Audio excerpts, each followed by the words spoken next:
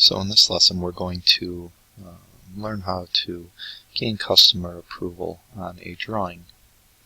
You're going to first want to get into Project Pilot, go to the OE. You're going to need the approval for it. Type that in, and you're going to want to go under the OE itself and go under the OE documents. You're going to want to find your drawing, and what you're going to do is change that under the category to Design Review. With that, you'll be able to choose to either send it to a client or send it to a landlord. In this lesson you're going to learn just the client portion. So you're going to right click, go ahead, send client design review, and basically this is going to act just like an email. So you're going to put your email of the landlord you want to send it to and type your message. And basically you're just going to describe your site, the location, maybe the address.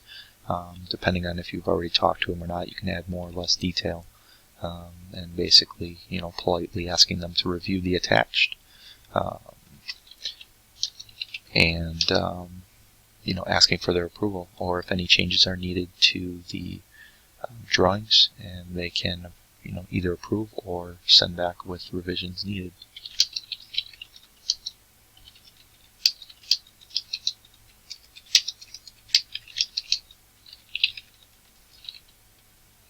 Obviously, this being a very basic, you'd want to get a little more descriptive, put your address in there, just so the landlord knows, or the client, knows which location you're talking about.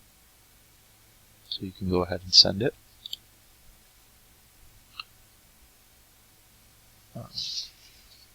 Basically, both yourself and the recipient will end up seeing an email, explaining the request. The date will be auto-populated in your milestone data.